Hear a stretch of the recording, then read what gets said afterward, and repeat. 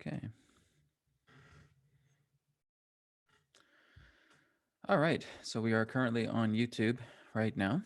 So once we get a few more people in here, people are going to start filing in here in the next few minutes, and then we're going to get things rolling. So let me just go ahead and mute myself on YouTube. So again, guys, we're just going to hang out here for a few minutes and just get things rolling.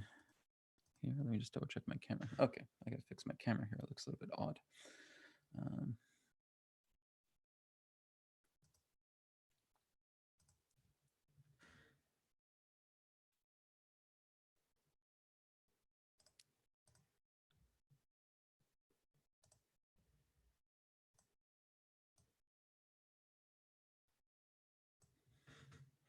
There, that's better.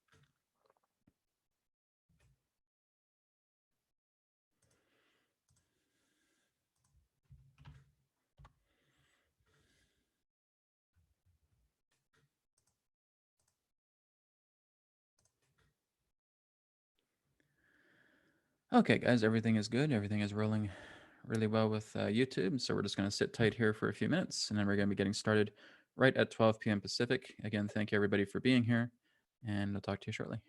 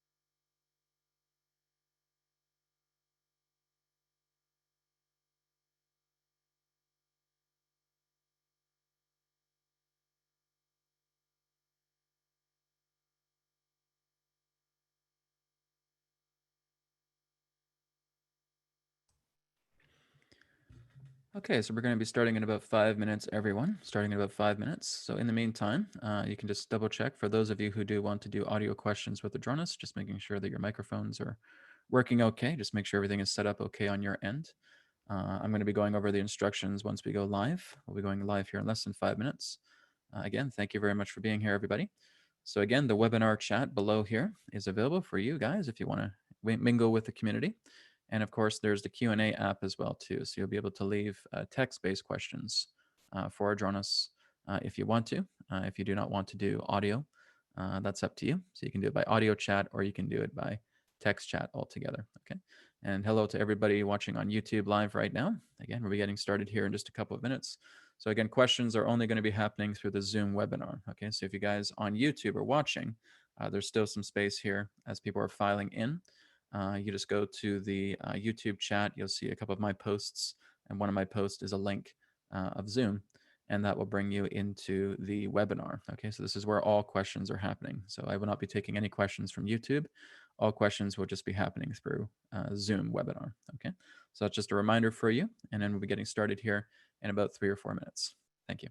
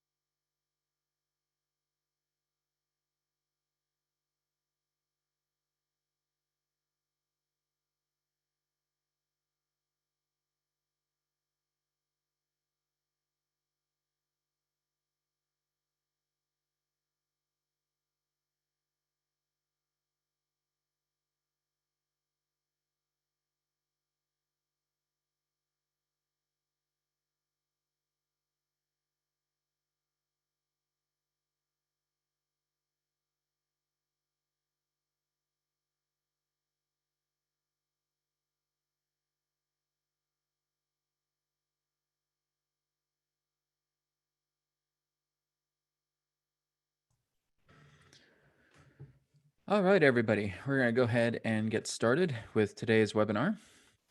So I want to thank everybody who's here at the webinar right now. I'm just going to go over a little bit of the instructions just for the Zoom audience that's here.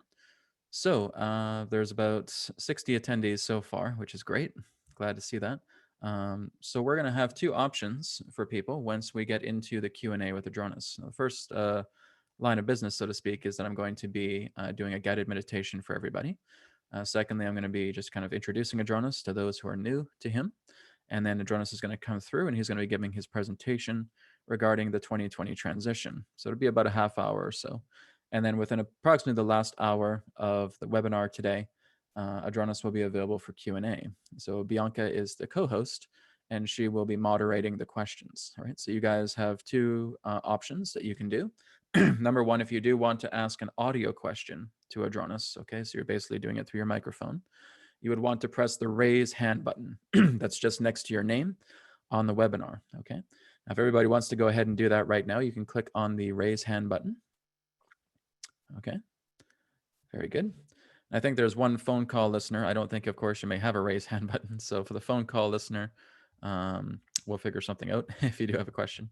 But pretty much everybody else on here is attending the app. So thank you, guys. You can go ahead and you can lower your hands now. And that's just pressing the same button again. Okay. So again, Bianca will be keeping an eye on that for audio questions, and it's completely up to her discretion. She may just take, for example, 2 or 3 audio-based participants, and then basically take a Q&A participant afterwards. Completely up to her. So the second option is the Q&A app. So at the very bottom of your screen, you'll see the Q&A button. Okay, so you just click on that Q&A button, and then you can type in a question that you may have for Adronis. Okay. Now, Adronis is pretty open to receiving questions today. Now, basically, because we have quite a lot of people in the attendees, we're probably just going to be doing a 2-question maximum for people, okay? So just basically asking no more than 2 questions for Adronis. So again, that's the same in the chat. So if you're basically just asking the same question more than twice on the Q&A, then probably your third question is going to be ignored, because we do have a lot of people, and we do want to make sure we get a lot of people in for their own questions as well too. And the same thing goes with audio chat as well too. We just want to limit it to 2 questions that you may have for Adronis. Okay, so just a 2-question maximum. All right, so if everybody is good with the protocol, welcome to Adronis, the 2020 Transition Online Webinar. So this is a free webinar, but if you guys want to leave a donation through YouTube Super Chat, or if you want to go to newearthteachings.com and go to the donate page and offer a donation there, that's always appreciated. It helps to pay for the webinar software here as well too. If we're able to get a lot more people as well too, I may bump it up into the 500 participant capacity and have some really amazing webinars in the future. But right now we're under 100 people, so this is good. Right, so the very first thing we're going to do right now is we're just going to focus on a guided meditation. And of course, after the guided meditation, I'll be talking more about Adronis and briefly sharing what he's going to be talking about today with the 2020 transition. So wherever you are right now, just get yourself nice and comfortable. If you're able to sit down in a chair or a couch, that's good too, or your bed.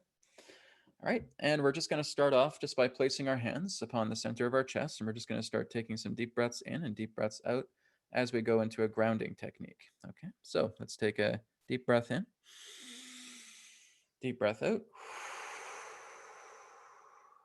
and once again, deep breath in, deep breath out, and one more time, deep breath in, and deep breath out. And just relaxing yourself now and breathing normally. And now I just want you to bring your focus and awareness down to the bottom of your spine, base of your spine. And I want you to imagine that there are black etheric roots flowing down your legs, going all the way down to the bottom of your feet. And the bottom of your feet are now opening up, and you're feeling these black etheric roots going deeper and deeper into the earth. And just taking them as deep as you feel you can, going deeper into the crust, going deeper into the mantle, and even connecting directly to the heart of the earth. I want you now to imagine that there is this brown energy that's now coming up through the roots and moving up through your feet. All right, so this energy is coming deeply from within the earth, and it's moving up through these black etheric roots, coming up through your feet now, moving up through your ankles, moving up past the knees, and connecting directly to the base of the spine. And this brown energy represents a grounding energy. You have to look at your legs as roots as well. And so as this brown energy now collects directly to the base of the spine, we're now just going to observe our chakra centers. Okay, so we're just going to look now at the color of red within our minds. Okay, we're just looking at the color red within our minds.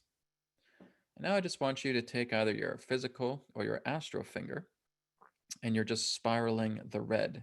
just like if you had a pool of ink and you're just putting your finger in that pool of ink and you're spiraling it counterclockwise. Okay, and we're just spiraling it counterclockwise a total of 7 times. 1, 2, 3, 4, 5, 6, 7.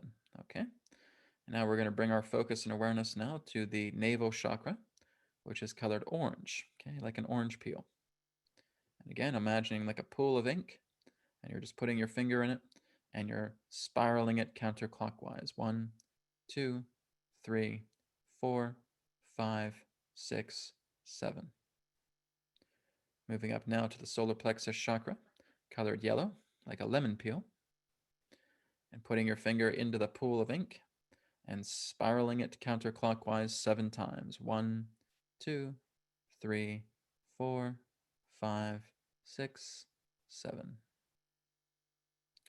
Okay, moving up now into the heart and just seeing the color of green grass, that beautiful green color. Placing your finger there, like a pool of ink again, and counterclockwise. 1, 2, 3, 4, 5, 6, 7. Okay, moving up now into the throat chakra, colored sky blue. So just looking at the color of the blue sky, again, like a pool of ink, dipping your finger in and moving counterclockwise. 1, 2, 3, 4, 5, 6, 7. And now moving up into the third eye chakra, just colored ocean blue, a deep ocean blue.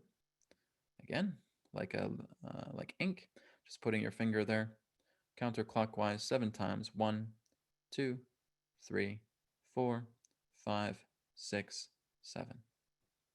And finally, moving up into the crown chakra, colored violet. Putting your finger into the ink again, counterclockwise 7 times. 1, 2, 3, 4, 5, 6, 7. Okay, and now we're just going to focus on our abdomen, and we're going to take a deep breath in just from the abdomen, bringing it up to the top of the crown, and exhale, feeling the crown chakra opening like a blossoming flower, feeling this rainbow light cascading down slowly, down to the bottom of the body, right down to the bottom of your feet, and connecting directly into the area in between the genitals called the perineum. And as this connects, we're now seeing a toroidal field, the field of the torus, surrounding us right now. As you see this toroidal field, you're now imagining that spirit light of a white color is just coming into the top of the toroidal field, and spirit light is now just completely coating and saturating the toroidal field all around you. And this is the pure intelligence of spirit light. As spirit light will be with you throughout this entire interaction today, and you can feel free to interact with spirit as well too, should you have any questions as well. And again, you can also connect with spirit light as well too to perform any particular type of healing that you would like upon yourself. One way of doing this is just being able to see your hand, either right or left, either is fine, and just feeling spirit light being placed upon it. And if there's any sore or discomfort or ache or pain within your body, you're just placing your hand or your hands that are covered with spirit light, and you're just breathing into that and just telling spirit to clear away any of that pain, that ache, that sore, that discomfort. Okay, once you start to feel like it's melting away, then you just give 5 brushes afterwards. Okay, 1, 2, 3, 4, 5. Let it be done. Okay, that can be done with either your left or your right hand, or again, you can use both hands, depending if you have any stiffness, any soreness, any aches, any pains, any discomfort within the body. Okay, you're just calling upon spirit light to connect to your hands. Okay, and you're just focusing on that, telling spirit to clear away whatever that blockage is. After you're done, 1, 2, 3, 4, 5, let it be done. Okay, very, very simple. All right, so we can now come back into the present moment now. We'll take a deep breath in, deep breath out. And when you're ready, you can open your eyes and come back into the present moment.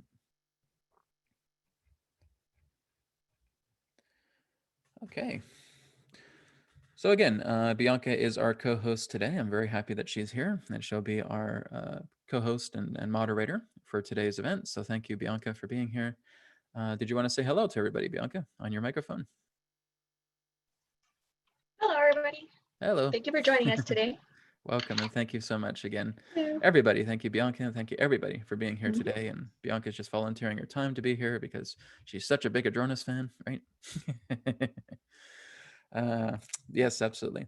So, great. Thank you, everybody, once again. And what I'm going to do right now is just for those of you who have not heard of Adronis. Now, if there's anybody here who has not heard of Adronis before, you can just go ahead and press the raise hand button for Zoom. Has anybody not heard of Adronis before? 1, 2, 3, 3 people. Okay. All right. Well, that's not too bad. So I'll give just a brief overview of Adronis for those of you who are new.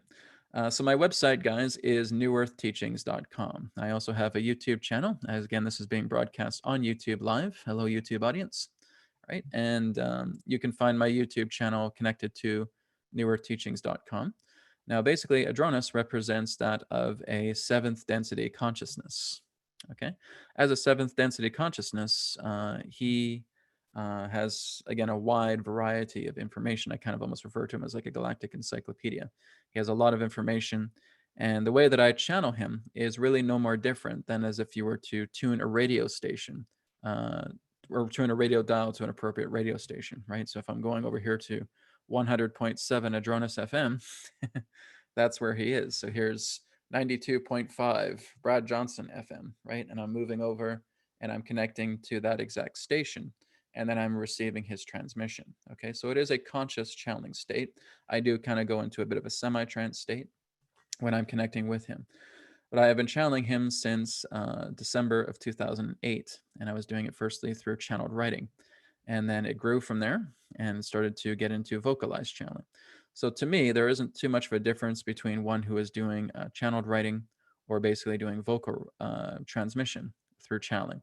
They're very similar. It's basically that you're just interpreting the flow either through your voice or through the pen. So this again has been my journey. There's times too where I still channel Adronis by the pen or by the keyboard as well too. But I prefer most of the time to connect with him through voice. So he has been coming through these past almost 12 years and sharing profound information for everybody all across the world. I've been international. I've been across the world teaching people how to channel, doing events, private sessions, groups with Adronis as well too, as well as doing a lot of Skype and phone calls as well too, and Zoom sessions as well. And Adronis has really been absolutely amazing. If I could basically accumulate a lot of all of his sharings over the past 12 years, we'd probably have a book the size of a phone book, right? Relating to a lot of information that he shares. So this is just a bit of a background for those of you who are not familiar with Adronis, and he exists in what is known as the star of Sirius A. Okay, he's existing inside the star. He's not existing on a planet in that way. The star is basically his home. So that is again just a brief background of him. He's a very strong masculine energy, right? He's direct. Sometimes he can be blunt, but he can also be playful as well too. There's some people who, in that sense, who observe Adronis and they say, "Oh, Brad, does Adronis feel angry or something like that?" No, no, he's not angry. He has a directness to himself, right? So basically, he'll emphatically share something very very strong because yes, he's excited about it, but he does that as well too because people really pay attention when that energy gets very very strong, right? So basically, it's kind of like looking at a radiating star, right? So he'll say something very very intense and something very very strong, and that's like the radiating star that's coming through you because when he does that, it's like the attention comes right to center for that person or persons or through the general discourse that he's sharing. So no, he's not angry in that way. There's a lot of people say, "My God, I think he's angry," the way he's talking and stuff like that. No, no, there's no anger in his voice, and in that way, it's radiance. It's the aspect of this great, powerful masculine energy that he has, where he is very direct, and he is blunt at times, but that's the kind of teacher that he is. He is a guardian, right? He is a guardian of the knowledge. So on my arm here, there's a tattoo of the tree within the blue shield, And I had that vision back in 2008. And that is a symbol of guardianship. That is a symbol of sacred knowledge being defended by guardians. Okay. Adronis is one of these guardians. He is a guardian. So you could say he is kind of like a Syrian warrior in that way. That's his nature. It's very much what he is. He's not basically a monk meditating on top of a mountain, smiling in Zen all that time. He's a warrior, right? He's a guardian of the knowledge. So he basically stands very strong in a light of truth. And if people aren't really standing in that light, this is where he gets radiant, right? He gets very radiant, he gets very strong, and he's helping you to kind of align to center and saying, hey, this is what we're saying to you, right? Be aware of this. And that's very much his nature. And that's kind of a quality of myself as well, too.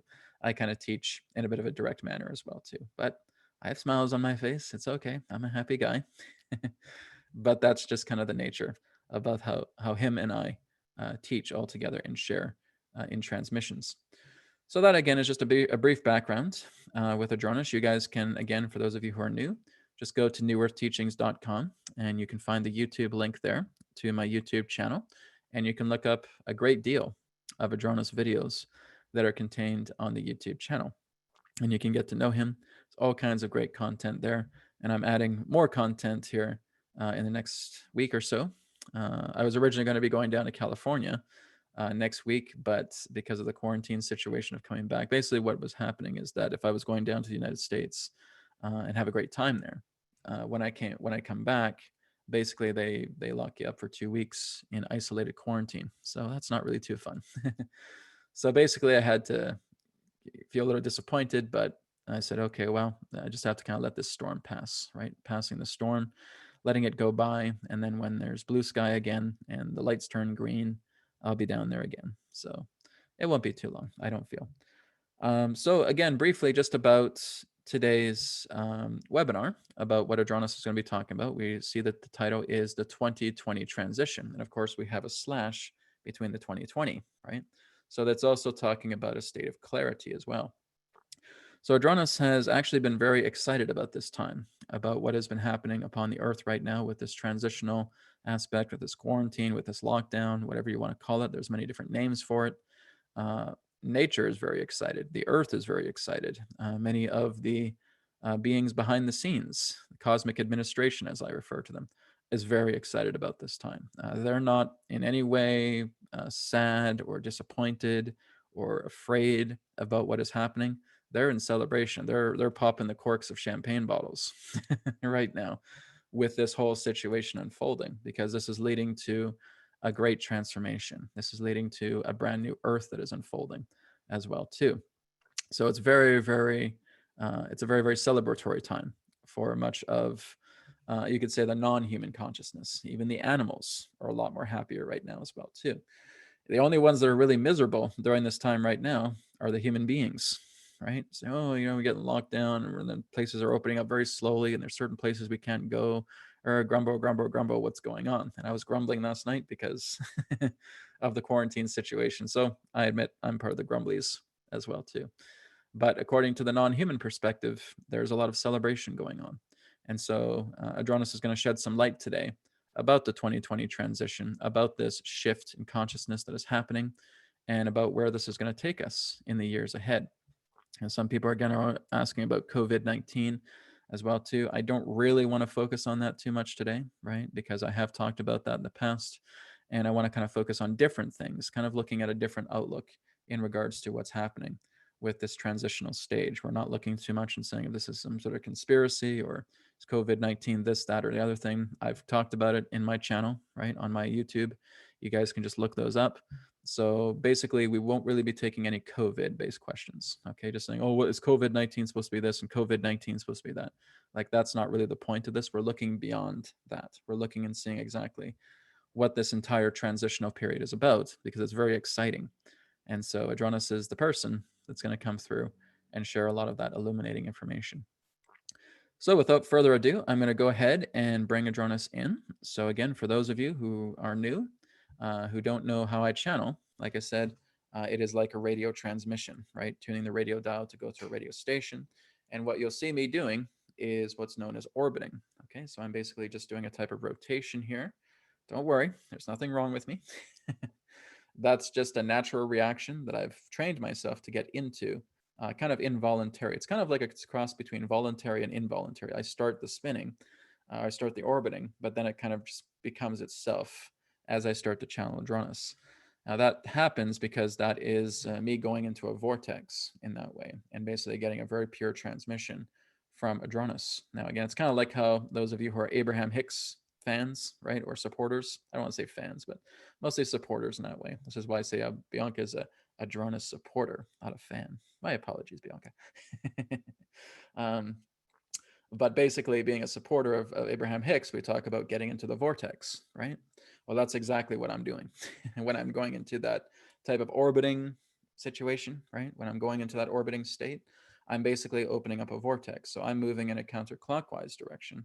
And Adronis, to where he exists, he's moving in a clockwise direction. So he's going clockwise and I'm going counterclockwise. So it's kind of like looking at an octahedron or a Merkaba, to where these rotations are coming together and it's circulating the energy. It's circulating the process of the transmissions coming through. So I'm not too sure if I've revealed that before on my YouTube channel, but now you guys know. So without further ado, like I said, I will go ahead and bring Adronis in and we will begin today's transmission on the 2020 transition. Enjoy yourselves. And again, Adronis will lead the charge about when we start Q&A after his presentation is concluded. So I'm out of here. Adronis is coming through. Thank you, everybody, and enjoy the transmission. Here we go.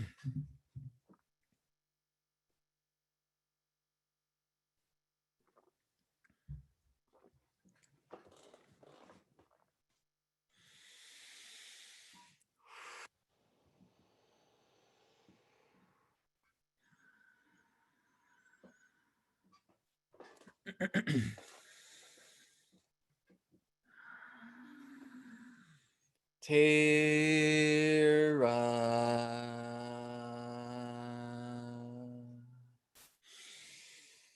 Soul Star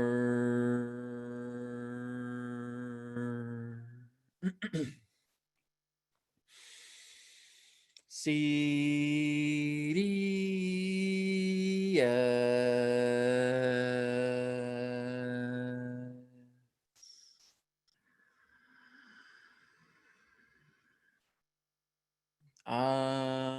Adronis.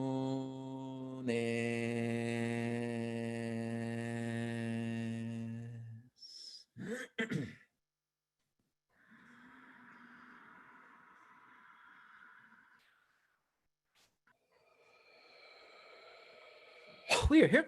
At this time, we bid you greetings and thank you very much for the opportunity of this interaction today.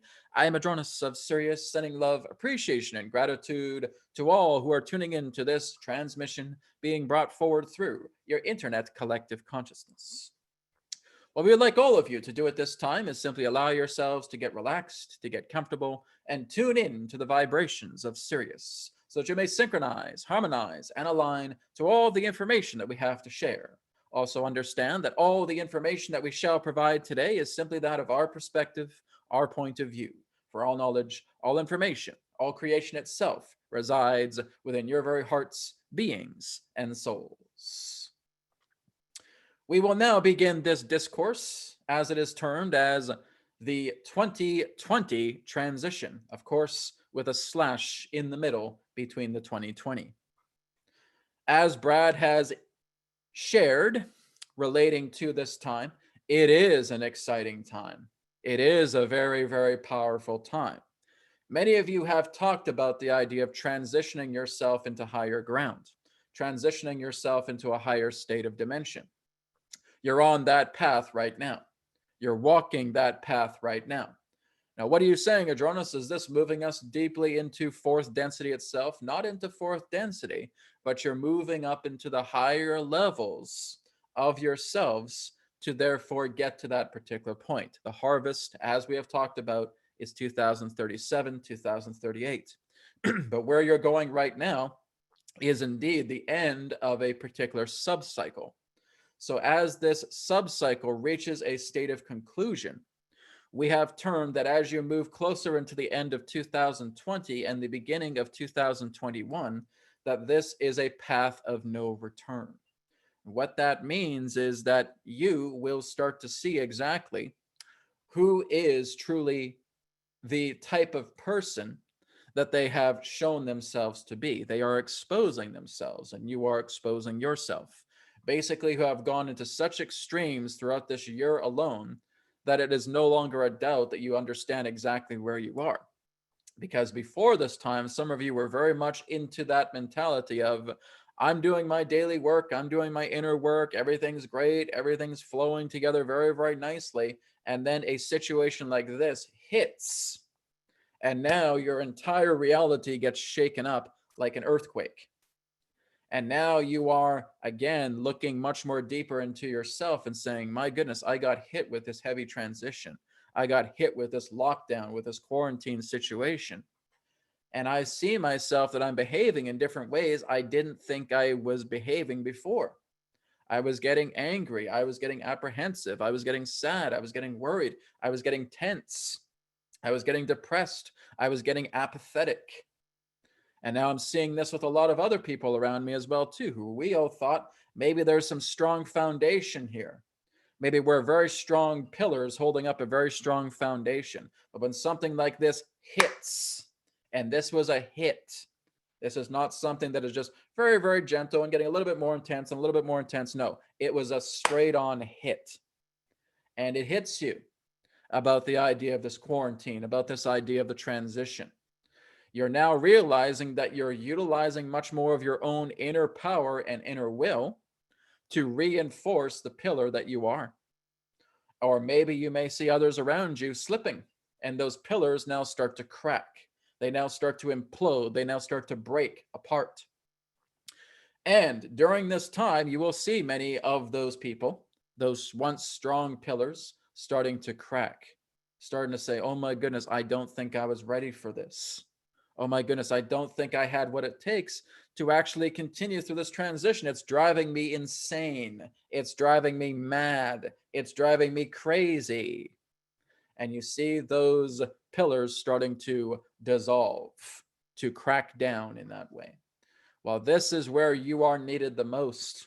You need to take all of your love, all of your compassion, all of your joy, all of your happiness, and reinforce and help those that are slipping, and help those that feel like they are imploding, and help those who feel like they're ready to rip their hair out of their heads. And just give that love, give that compassion, give that clarity. This is why the slash is between the 2020. It's a 2020 vision of showing you the greatest depth within yourself, because you are digging deeper now than you've ever dug before. When you're looking into yourself, it is a grand time that when many of you are actually able to come out of this transitional period, because it's not going to last much longer.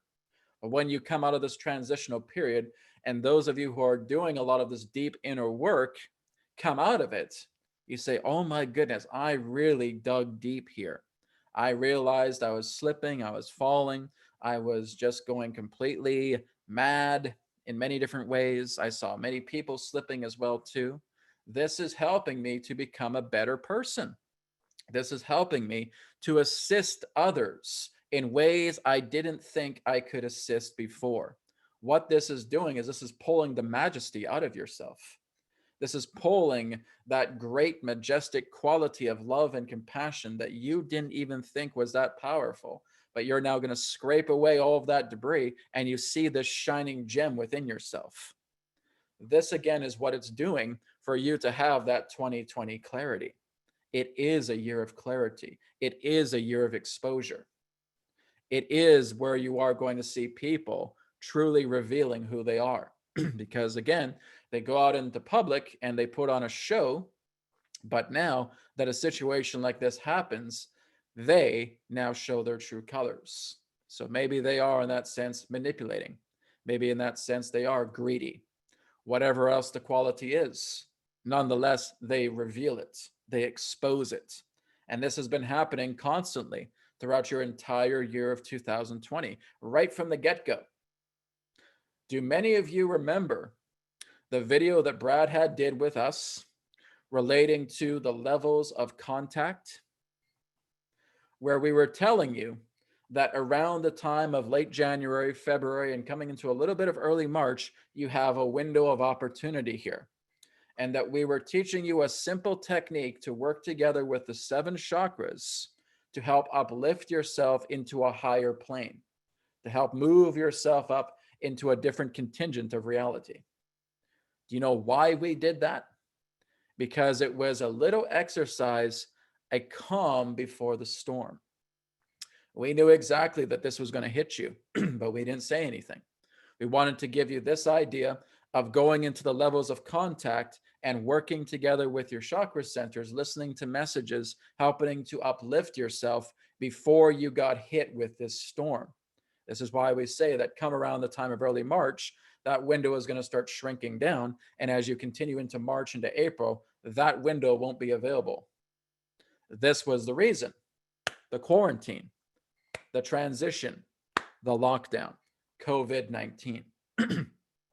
So before that time, we were helping you, working together through that video to get you to look into these other aspects of intelligence, of messages contained within the chakra array dimensions, so that you could help to uplift yourself and rise up a little bit more past this gigantic wave that was about to hit you. That's exactly why this was very suggested for Brad to come through, to connect with us, and for us to share this particular technique with you, because it would put you in, as you would say, high spirits before that wave hits you.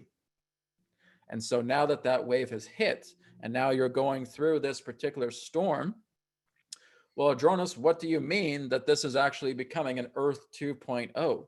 How is it that so much of the cosmic administration feels like they're celebrating, as Brad says, popping the corks of the champagne bottles during this time? What's happening? Because here's the thing: this is as worse as it gets, which means you're never ever going to experience another particular event like this any worse than this. This is as low as it gets, which means every point from here is going to be an uphill climb, but you're not going to sink down to this level again. So what this is saying is that even though many of you are going through certain depressive states, angry states, apprehension, any other particular forms of emotions that you want to throw in there, you're now making an uphill climb, because everything that represents this quarantine, that represents this transitional period, is the proverbial rock bottom of the collective, which means you're not really going to be experiencing anything worse than this again. Because, and here's the reason, many of you have become so educated. Many of you have been able to see through much of the facades of your government. Many of you, even though you may not start to realize it, are becoming awakened and aware relating to these ploys, which means they can't really pull it off again. There are some of you who are very concerned that a second quarantine wave is going to hit you relating to COVID-19. No, not at all. The only reason that would actually happen is if this particular aspect of COVID-19 was a success, and it wasn't. It was a failure. So will you be experiencing another COVID-19 quarantine like this, just like this in the times ahead? No. There will again be other attempts to try and bring something like that forward, but it will not happen. Because as we stated, that this would be the proverbial rock bottom. This is the baseline relating to 2020, relating to yourselves as a collective. Would it surprise you in saying that if many of you did not do a lot of the work in the many years past, that something like this could have been a lot worse? Absolutely. You would have had flat out martial law. You would have had World War III. Simple as that.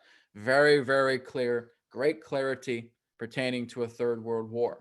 And this aspect to where the baseline was would have been way down here. But it's not. It's up here. This is why we say this is basically as worse as it gets. But that is from one perspective, because from our perspective, this is not a worsening. This is a baseline.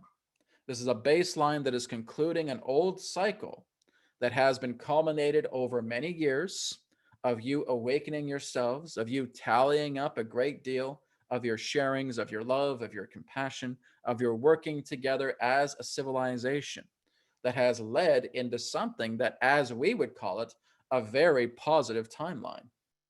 Adronis, what do you mean a very, very positive timeline?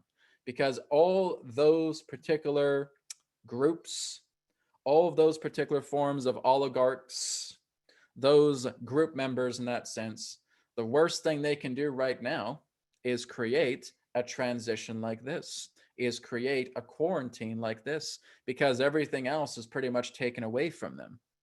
So they basically have to use the power of their own media to create this particular type of transition, this particular type of lockdown or quarantine, because that's the most that they can do.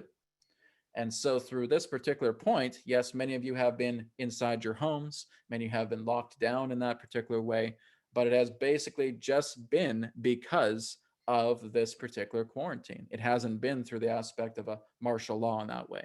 There have certainly been a lot of attempts where they say, oh, well, we will go ahead and we will create surveys. We will try to create more surveillance. We will try to microchip people. We will try to vaccinate people on mandatory levels. No, as we have stated, this has to be talked about and this has to be conveyed because many of you are now bringing this awareness into the public forums and saying, yes, there's talk of mandatory vaccinations. Yes, there's talks about microchipping. Yes, there's talks about greater surveillance.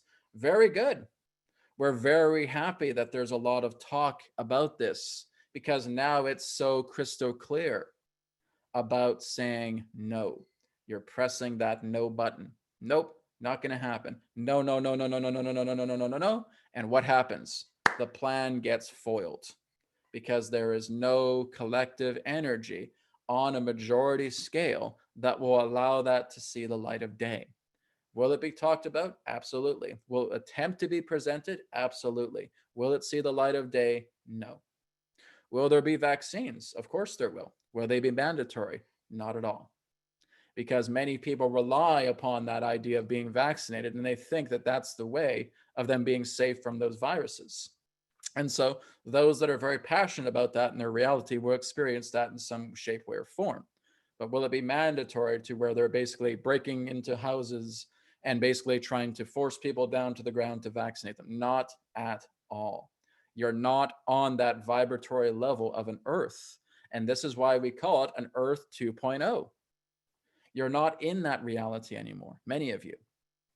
Again, those of you who are very much drenched in fear are going to have some particular type of orientation relating to such a reality, but that's you being at the bottom rung of the ladder pertaining to this new earth, whereas you can move up quite a few other rungs and not experience anything else like that. So everything that has happened in regards to 2020 right now, the year of exposure, is the baseline of your collective intelligence upon this new Earth 2.0, as it has been termed. So you're basically, as you would say, moving up a sub-density. You're moving up a new cycle. Some of you say, oh, we're already in fourth density or fifth dimension now. No, you're not. Not yet. It does not happen to around 2037, 2038, and that will only happen for some of you, not all of you. All right. Now, again, we're not trying to basically feel that only chosen people are going to go, but that really is the case here. It's not for everybody because not everybody is willing to do that deep kind of inner work that we have been talking about for a great deal of time. In fact, when 2037 and 2038 come together, many of you will feel like absolutely nothing's happened. Nothing's happened. Nothing's changed. It's still just day-to-day stuff, blah, blah, blah, blah, blah, blah. And that can be your reality. Absolutely. The idea of one shifting into a whole new dimension of reality is going to be of subjective experience. You can never take another person into your reality. The same thing in regards to this physical reality. You have never been able to take another person into your reality. Can't be done. They've never been able to take you into their reality. Can't be done. You're in your own universes. You're in your own spheres. And what you're doing is when you're having relationship is those spheres are touching and you're feeling a magnetism between two because your avatars, your holograms in that sense, are appearing to have some type of relationship together, and that's a magnetism. But even though, for example, if you're holding your spouse's hands, all right, you're holding hands together and you're kissing and you're embracing each other, you're still in your own respective universes, which means through you, there is no other more powerful being in your own universe than yourself. So you could be looking at your mom, you could be looking at your dad, you could be looking at your brothers, you could be looking at your sisters, you could be looking at your children, you could be looking at your wife, you could be looking at your husband. And they may have, in that sense, a great amount of knowledge. They may have a great amount of intelligence in that way. They will never, ever succumb to the great power that you have within your own universe. You will never be meeting another person within your universe more stronger than you. Can't happen. And in their universe, they will never meet another person more stronger than them. So in your own universe, you are indeed God supreme, God creator. There is no other energy, there is no other entity that can overwhelm you in your own reality other than what you give power to. And that is a very, very important understanding here, is that many of you feel this state of being dominated. Nobody can dominate you when you truly realize this. When you realize that you are God creator inside your own universe, nobody can take advantage of you. And when you realize that you are God creator, all of your power stays together in this gigantic pillar of a creator that you call yourself. And as you explore your own universe, you will see many facets. You will see many different intersecting lines of dimension, many waves of consciousness in that way. You will see other versions of yourself. You will see again different viewpoints of who you can be. Maybe there's another version of you here on Earth, another version of here on Sirius, another version of here in Pleiades, another version of here in Orion, another version of here in Lyra, whatever it may be. These are again just versions of yourself, which means they are differentiations of personalities. Now, are they you? Absolutely. But are they you as a personality complex? No, they are completely different. They're a shuffle. So, just like, for example, how we are communicating with Brad right now, Brad is us, but he's not us as well. What that means is that we are thus the same soul, but we have our own personality. We have our own intelligence. Brad has his own personality. Brad has his own intelligence and his own characteristics. So we are, in that sense, two different versions, but we share the same soul. And that goes the same with you. When you meet other parallel versions, as you would say, or other probable versions of yourself, you're looking at different versions, but all in all, you share the same soul. Altogether, though, everybody whom you meet is a part of you as a creator. Because again, it's a magnetic that you are bringing in. You are sharing their presence of an avatar. Yes, they're in their own universe. You're in yours, and you're sharing your avatars together with each other. But this is just looking at it in the nature of avatars. And when another person, as it were, sends you energy, you're not actually experiencing their energy. You're experiencing another brand of your own energy that you were not aware of before, that they are the catalyst representation to. So again, this is looking at things in a very, very different way. When you understand that you are master, creator, supreme, God in your own universe, nobody can take advantage of you anymore. You are completely within your power. There is no longer a state of influence that can try to assuage you into doing something that you know you love to do or being who you wish to be. That's the true magnificence of this new earth, is that this is as low as it's going to get. This is the baseline. And compared to what could have been in regards to a much lower, lower baseline, you're at a very good level. And this is why we're celebrating, because this is your baseline, which means from this point onwards, you're just going to keep going up. You're going to go up and you're going to go up and you're going to ascend and you're going to ascend and you're going to make this great ascent higher and higher and higher. As you start to make the climb, 2020 represents that you're now at the bottom of the summit of this baseline relating to a new earth. Some of you will climb up really quickly. Some of you may take a little bit more time. But nonetheless, it's not going to get any worse than this. This is, again, what you would understand as rock bottom. This is the bedrock. And now you're starting to make that climb, which means you really can't be fooled anymore. There is no other possibility of any other particular type of agency or government governing body that can really try and dupe you anymore. You see through it, it becomes so clear. This is why so many people protest the idea of censorship, because they know something is being buried. They know that when something of very important information is being taken down through your social platforms, well, there's a reason for that. Somebody has said something very truthful and very profound, and it's being taken down. Oh, well, there you go. This is letting you know that you have reached such a level of intelligence and such a level of transformation, you can't be fooled anymore. You can't be duped anymore. And so now you're going to start climbing the mountain. You're now going to start making your way to the summit. And so this is the bedrock. This is the idea of the 2020 transition. This is the clarity that so many of you who have done all the work through these years past have now seen yourself coming into a new unfoldment, a new bedrock, a new, again, bottom rung of the ladder that, again, is actually quite higher up past the bedrock, because this is indeed something worth celebrating. This is as worse as it gets, everyone. It's not going to get any worse than this now. You're going to continue to move yourselves up. You're going to continue to make an ascent. You're going to continue to shift yourselves into new, profound ways where the governments that you once knew will no longer be. That's where it's going. And there is so much support and so much assistance and so much guidance being brought forward upon all of you that it is almost next to impossible to preventing yourself from making this incredible transcendental shift, because everyone will just end up exactly where they need to be when this age ends. And that's really what it is.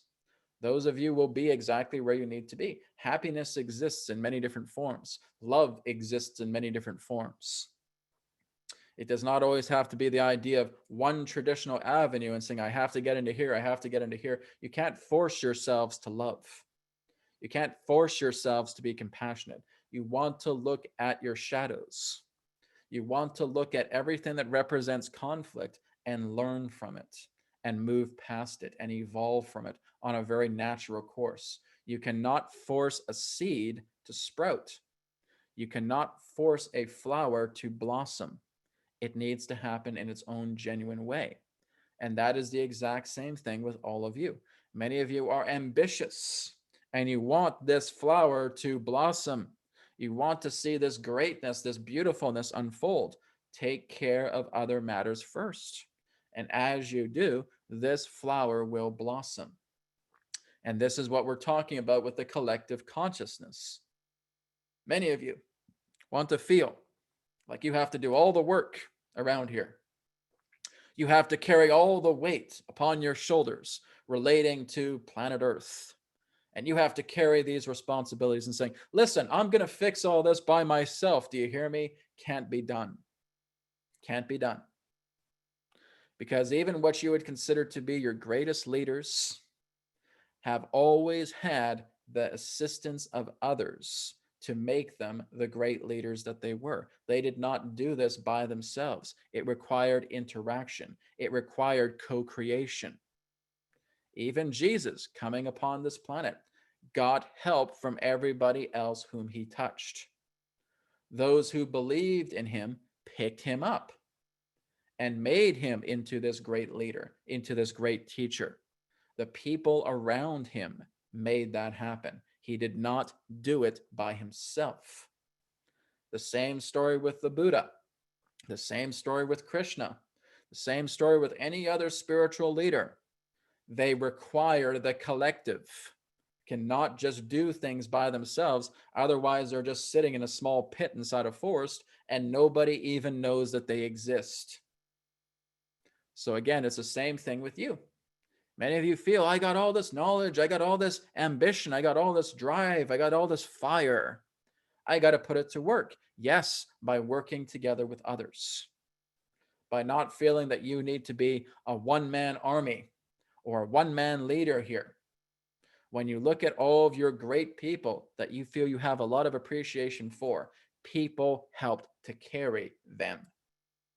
They did not do this all by themselves. They were an inspiration factor, they were a figurehead for their ideals, for their dreams, for their visions, and others helped them along the way. That's how it's always been. So it has never been about one great man or one great woman. It has always been about those that represent the group around them, that pick them up, that continue to inspire them to do what they knew they were here to do. They had support. That's the same thing with all of you. You have support, you have guidance, you have assistance. Don't try to do all of these things by yourself because you will not succeed. And it simply can't be done. You're working through a collective, you're working through a co creation. You do have innovators, you do have leaders, you do have those who are followers as well too, but nonetheless they're all part of the mix that makes this inspirational idea coming through a figurehead to therefore blossom throughout the entire collective group that is holding that figurehead high up towards the sun. That's what makes the difference here, is that you're all in this together. And what we mean by that is hold each other up. All of you hold each other up. And the more that you hold each other up, you're going to have a very, very easy time climbing this big mountain, the next cycle. And that next cycle represents the span of renewal. So you still have a couple more years here with the span of change. After 2024, moving into 2025, you will have the span of renewal. That will be a very exciting time. Very exciting time for humanity. 2020, 2021, 2022. Yes, these are benchmark years. These are years, again, where you're making the climb. 2023, very large catalyst year, a year of triumph. 2023 will represent that. 2024 will carry on to those triumphant times made in 2023. So 2023 holds a very, very strong upliftment for humanity for that year just by itself. Very powerful year. So 2020, 2021, 2022, these are the benchmark years. These are the ones where you're climbing up that mountain. You're starting to see greater states of exposure. You're starting to see things around you fall apart, but new grassroots opening up. But 2023, very powerful, very triumphant year, very strong catalyst for humanity as you come into 2023. And then 2024 will carry that forward. And then again, moving into the next span, the span of renewal. So you have a lot to look forward to in this times ahead. Well, Adronis, I still feel I'm being locked down, I'm being shut out, I'm quarantined, etc. What do I do during this time? Use this time to go deep. Use this time to go into the core of your being and discover exactly why you're upset about anything, why you're sad about anything, why you're depressed about anything, why you're angry about everything. You have the time now. And so now that you have the time to go into deep reflection, you can do a lot of work of clearing, of cleansing of yourself.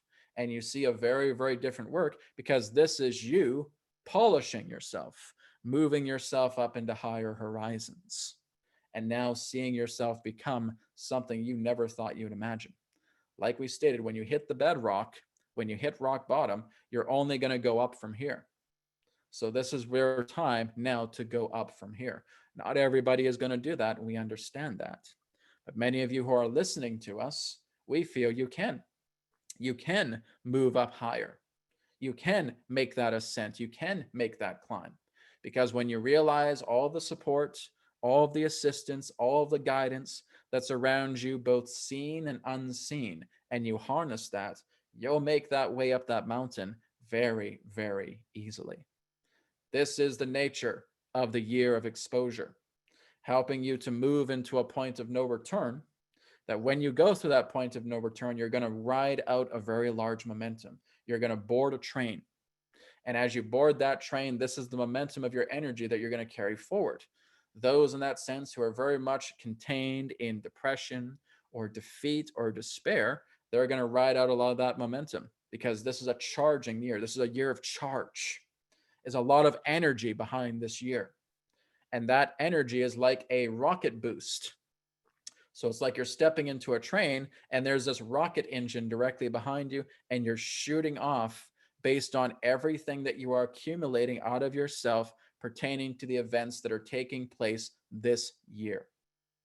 This is why it's a point of no return. You're going to ride off that momentum. It's not about you boarding a train that's going 300 miles per hour with another train right next to you, think that you can make the jump. Very, very unlikely. You need to ride out this momentum. This is why we say you have to the end of the year. We would suggest that whatever you're going through right now, spend some time with yourself. You have the time now. This is why it's such a critical year, such an important year to bring out exposure, to bring out clarity, to build new foundation. This is the idea of you having 2020 vision. It's a 2020 vision, it's a 2020 clarity, it's a 2020 exposure. And the more that you're able to work together with that and refine yourself, you'll be completely traveling at an incredible speed upon that train that you board with that rocket engine directly behind it.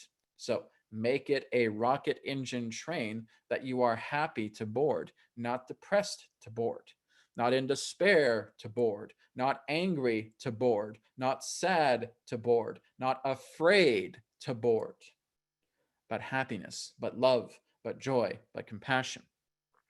Oh, but Adronis, what about this? What about that? What about this? This is, again, the energy of where you are going. It's not us making up these rules here. This is simply the momentum of the magnetics as it relates to this year. This year holds such an emotional charge upon your planet that, again, wherever you decide to go, it's going to bring you into a boost by the end of the year. This is, again, why we term it as a point of no return. You cannot help it. This is simply the energy on the planet right now. This is the momentum that when you get behind something, it's going to push you. And you can make that momentum into absolutely anything. You can make it into absolute despair, or you can make it into absolute triumph, love, happiness, compassion. It's up to you. But each of you will board your own respective trains at the end of the year. That rocket launcher is going to take off, and you're going to be going 300, 400, 500 miles per hour towards the momentum of energies of how you see yourself at the culmination at the end of this year prior to December 21st, 2020. And that's the benchmark time to where that takes off. That's you boarding the train. That's you shooting off a couple weeks before, during, and after. All right. We thank you for the opportunity of this interaction with all of you today. We will now begin a question and answer period. And we understand that Bianca is present with us. Hello, Bianca.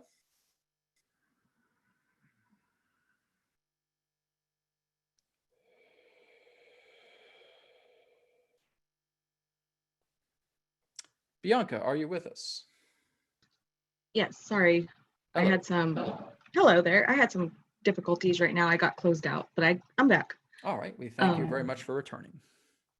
yes, thank you. So we will Um, now begin the question and answer period, and please feel free to conduct this any way you wish. yes. Okay, first question is from Tammy. What could be the reason for someone to lose one's love of self and how to regain that self-love? Well, that's only through illusions. Whenever you're losing the feeling of love, it's because you're allowing the, shall we say, illusions or distractions pertaining to emotions that you have not been able to become aware of, to therefore wreak havoc within your reality. So it's the idea that all of these holographic projections pertaining to despair, anger, fear, anguish, etc., are running amok. because you're allowing it. You're giving so much more focus, you're giving so much more perspective pertaining to all of those heavy emotions, and you're tuning into their drama. You're tuning into their stories. And as long as you continue to do that, they're going to reign supreme upon your reality. So, what do? You work to center yourself. You come into stillness. You come into center. You follow the breath, deep breath in, deep breath out. You clear yourself. You neutralize yourself.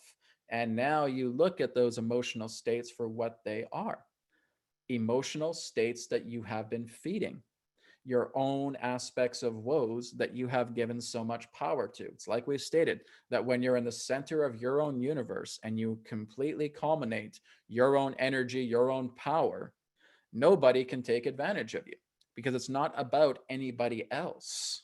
It's not about what your husband did, what your wife did, what your brother did, what your sister did, what your parents did, what your teacher did, what your government official did, etc. It's how you are perceiving this. And it's basically you digging a hole for yourself. You got to throw the shovel down. You got to be still. You got to neutralize. You got to realize what you're doing. And through that state of neutrality, you are reinforcing yourself positively. So rather than focusing on so much despair, on so much hatred, on so much fear, and so much sadness, you turn your head and you say, I'm going to remember the good times of my life. I'm going to remember those sweet moments. Maybe I don't have a lot of them, but really you do. But I'm going to look at those sweet moments and I'm going to enrich myself with happiness, with love, with joy. I remember when I was a little kid and I was chasing butterflies and I was giggling and I was rolling down a hill and I was playing down with little friends as well too. My other friends were rolling down a hill with me as well too, and we were laughing and we were so happy. And I look at that memory and it's so precious to me. There you go. You have something that represents a reinforcement.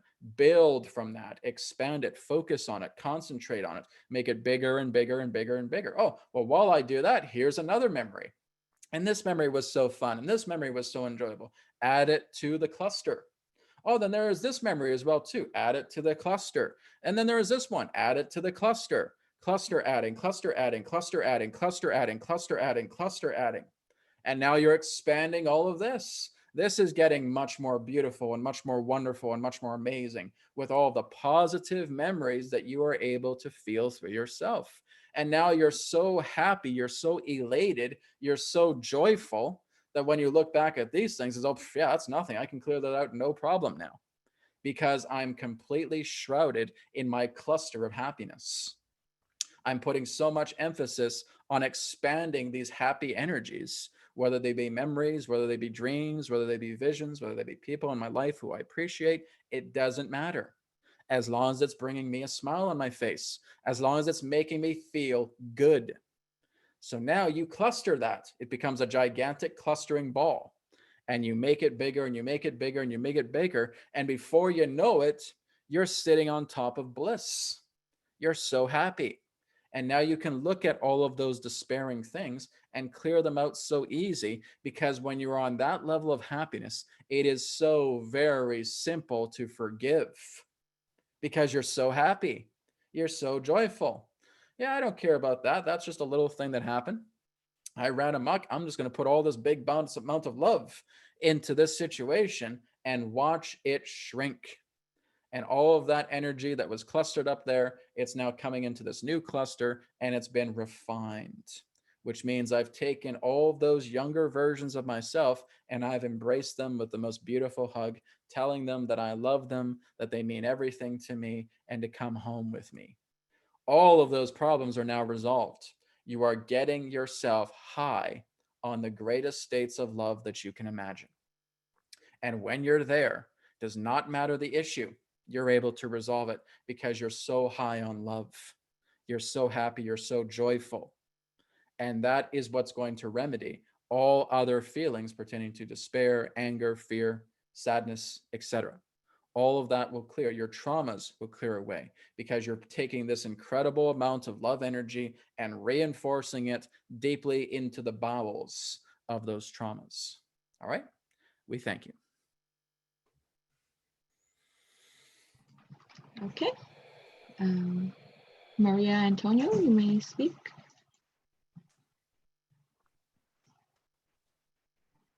Hello. Hello, Marianne. Yes, thank you so much, Brad, and thank you, Adronis. I guess my question has to do with what gifts and talents, skills I should be developing, because it seems that regardless of how much deep spiritual work I do, I just can't seem to move forward. So my external reality doesn't seem to reflect. I mean, Marianne, I think how do you feel about music? I am very drawn to music, but I don't know whether that's a career that I can Oh, well, it's a career thing. pursue. Well, here's the thing is just be excited with doing what you know you love. That's the whole idea. You see, it's not about going into a state of career because many of you want to go into career and saying, Adronis, this is what I want to do for the rest of my life. Well, okay. But here's the thing when you truly get into your love has many facets to itself, does it not? Because there's Yeah. times where you're excited, there's times where you're overjoyed, there's times when you're elated, there's times when you're just feeling completely on top of the world, there's times where you're so compassionate. Well, those are all facets. So it does not always have to be based upon the idea of a single career that is going to accumulate all those levels of happiness. What we're saying is that when you start to work with spirit relating to Hmm. your happiness, let spirit take you on a dance. So one day you'll be doing new music. Another day you'll be doing dancing. Another day you'll be doing teaching. Another day you'll be doing healing, etc., etc., etc. These are all wonderful facets of yourself. It's no longer about the nature of career, it's about Hmm. service. So I'm going But to what be of about something service to practical others. like income stream? You mean that's not something I It's the should be same thing. thinking about? It's the same thing. So Uh-huh. basically, if you decided to focus one entire day on producing music and you're Hmm. selling that to people, well, then there's an income stream. Another day Hmm. when you're doing teaching and you're creating an income stream off that, there you go. Another day when you're doing healing and you create an income stream off that, there you go. And there may be Hmm. some things that you may just want to do voluntarily. So the Hmm. idea of just having an income stream does not have to pertain just to the idea of career, but to service. So I when you're see. working with services, you're broad, you're multifaceted, you're touching all of these facets pertaining to your happiness. Do you see? Hmm. I see. I do. Thank you so much. Thank Right? you. So enjoy wherever your heart wants to take you. That's what we're saying. Hmm. All right. I guess I just want to stop being dependent on certain people, like Well, you're only financially. dependent because you're not feeling secure about being able to be independent with yourself. So again, this is where you Hmm. need to start bringing in that love energy, like we talked about, and saying anything that makes me feel like I'm incapable of being independent, I want to see that. I want to look at that because a lot of it just focuses around rejection. So now you're Hmm. just putting a lot of that positive reinforcement saying, I love music. Look how I dance. Look how I sing. Look how I react when this song comes on. It feels so exciting. I'm in so much of my happiness. I'm now able to clear that away and I'm able to direct that love energy to feel my independence a lot more because that love energy is supporting me every step of the way. Remember, we said that there's always support, there's always assistance, there's always guidance. No matter what you decide to do, harness that Hmm. and let that Okay. come forward and saying, I can be independent and I'm going to have a lot of fun doing it. Hmm. Okay. Yes? Thank you so much. Thank you. All right. Thank you, Marian. Next question. Okay, this is from Jian. I was wondering if you could please ask Adronis for wisdom on the riot that happened last night in Portland, Oregon, and the death of George Floyd. Thank you very much. Well, this is all part of a collective shift in that way. It's the idea of letting you know that again, this is all part of a archetype that is letting you know in that sense the shall we say lack of tolerance for anything pertaining to a human being being treated that way. So this is all part of a grand shift. Now, basically, many of you are taking it out of hand pertaining to riots in that way. And again, much of this can be egged on, much of this can be influenced. Now, again, even though there is a cause here pertaining to the idea of, as you would say, demanding justice. The aspect of justice does not correlate to the idea of causing violence. Violence really doesn't get you anywhere. But nonetheless, this has to play itself out because this is the current interpretation of where your collective is at pertaining to a transitional situation where they're reacting in this way. It's almost in that sense as an excuse to try and let off some steam on a collective level because of the aspect of lockdown. But in that sense, yes, it's important that you are giving your support to anyone who has been treated in that sense inappropriately, unfairly, or again with cruelty, but not meant in this particular way. But this is happening in that way as a, shall we say, ventilation to burning off a lot of what has been happening pertaining to a lot of suppression that the collective has been going through during this lockdown period. All right. Next question. Yep. Yes. Next is JP. You may speak. JP Power. Hello. Hello, JP. Hi, Adronis. I was wondering, for those of us not in science, can you tell us what the sun is and why do I feel so good after a day in the sun, and what else can we do with the sun that the textbooks might not tell us? In the simplest way, the sun is a being. The sun is an intelligence. So the idea in that sense of you in that way, looking at ancient philosophies and ancient teachings, that those who have been in that sense very much enlightened have felt like they have pulled themselves into the sun, because the sun is also a great purifier. It is the father of intelligence pertaining to your star system. And so therefore it is not just the idea of keeping you warm, it's the idea that its light is that of infinite intelligence. It is basically the accumulation to what you term as spirit. And so it is a living being in that sense, existing in many different dimensions simultaneously. And then same thing, just another nature question about the trees. I've been connecting a lot more with trees. What would you want to say about trees from your Well, they perspective? too are living beings. They too are Wow. entities, just as you are, and that you can have open communication with them as you again become simpatico with their vibrational frequency. And they can teach you a lot about the earth. They can teach you a lot about plants. They can teach you about growing trees. They can teach you about caretaking the environment around you. There is a vast amount of information that trees have. They're also known to be great healers. Awesome. Thank you so much. Thank you very much, JP. Questions? Yes. Next is Christy Campbell. In what ways are the galactic ambassadors assisting President Trump and the White Hats to move Earth into a higher dimension? They are not officially helping him, but they are more so working with him behind the scenes. So you would say that it would be appropriate that others that are on a much more higher capacity past the presidency are actually receiving a lot of this information and instruction, and it's being passed down to him. So in that sense, many of these other higher ups, as it were, would represent the prisms, would be proxies pertaining to the idea of, in that sense, information that he is receiving. Now, he has been briefed. He is aware that other extraterrestrials do exist, but in that sense, he is keeping it very much under wraps at this particular time. But he has not had, as you would say, direct contact with any of these races. He has basically been communicating with others who have had contact, however. All right? We thank you. Questions? Yes. Her second question is: a president and his family Palladian? Please repeat your question.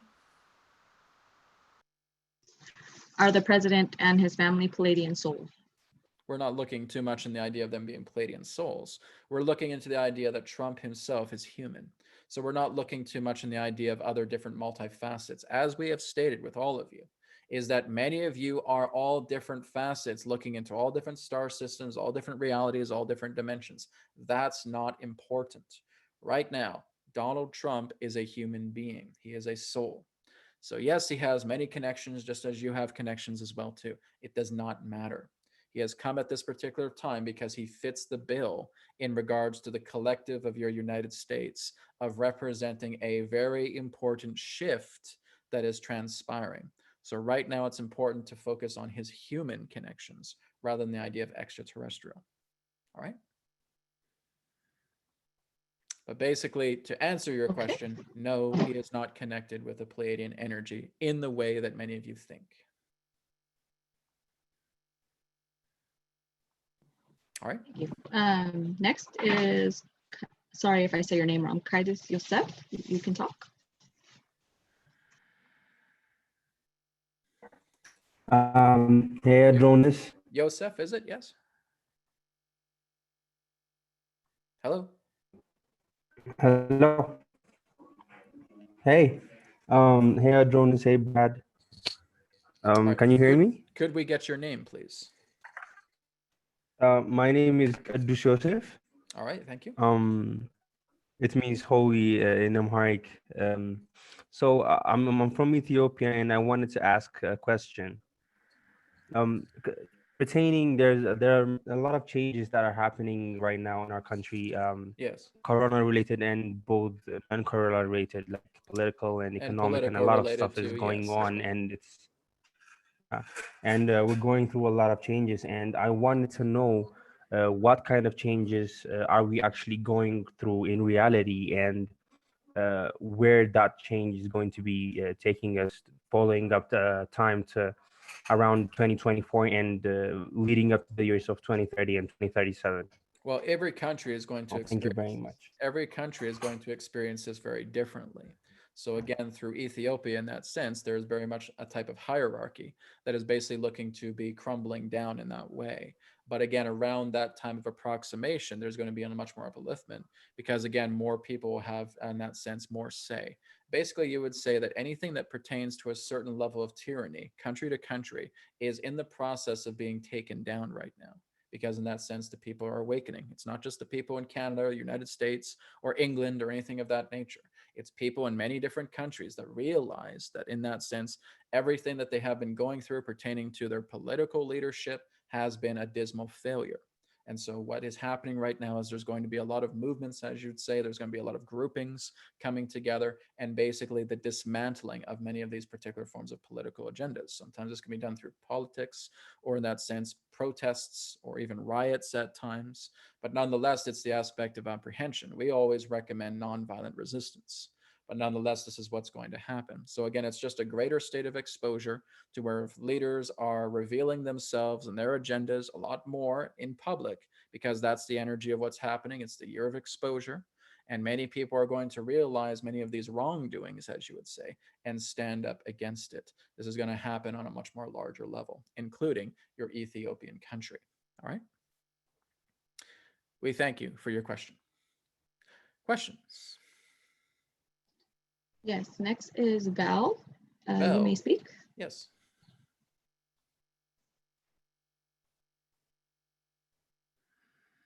Hello, Val.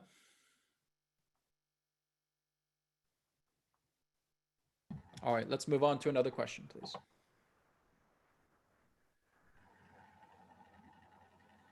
Hi. Okay. Oh, there he is. Hi. You can listen. Hi. Val, is that you? Yes. All right. Can you hear me? Yes. How can we help you? Well, what's the story of Noah's Ark in Atlantis? And what's the Well, meaning? hang on. Those are quite a few hefty things that you've just asked. All right. Now, let's just focus on the idea of Noah's Ark. Noah's Ark basically represents that of extraterrestrial spacecraft. It is not about the idea of a wooden boat. Noah, again, is just a representation of the story of that archetype.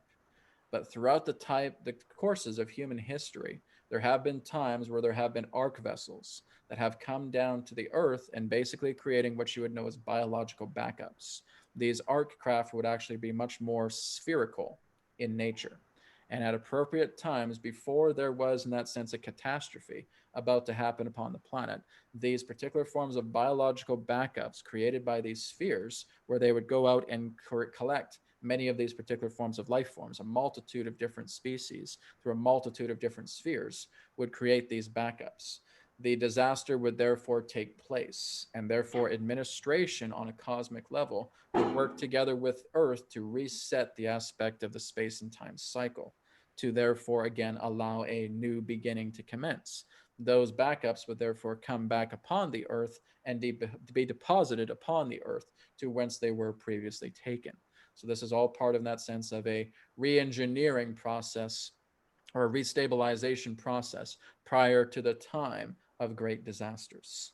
So Noah's Ark is basically just a type of biblical tale giving some type of archetype relating to that nature. Great. Awesome. What's the meaning of those handbags seen in ancient All right, did you not Sumeria want to talk carvings? about Atlantis? Yeah, we were talking about that. All right, so that would be the second question, and there's only 2 questions per person. So we thank you for your Atlantis question. Now, again, Atlantis had similar things happening towards it as well, too. But Atlantis had much more of a differentiation. Now, without us going into so much detail, we would suggest that you watch the following video. And for those of you who are interested in Atlantis as well, too, watch the following video that we have done. It is referred to as Adronis, the Fall of Atlantis. and it will tell you everything in regards to what we were about to tell you. All right. So please look into that video. It will tell you a great deal of those things. We thank you very much. Let's move Thanks. on to the next question. Thank you. Okay, next is, um, I'll read a question out. Um, what is it? What is the, from anonymous attendee, what's the significance of the Earth-like exoplanets being found?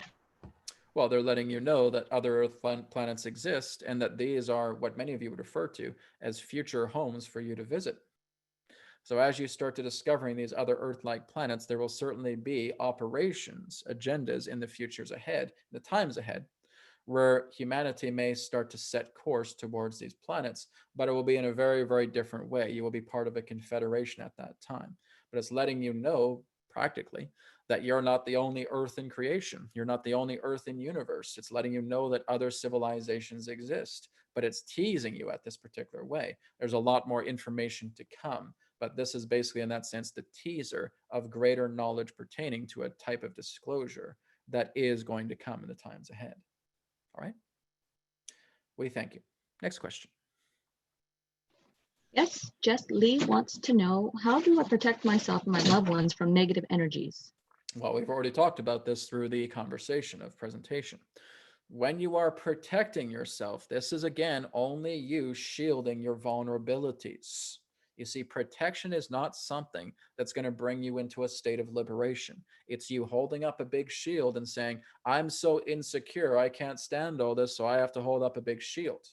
We would suggest you take those shields down and that you are working through yourself to uplift yourself, as we talked about, with the love clustering, with the positive energy, with the positive reinforcement.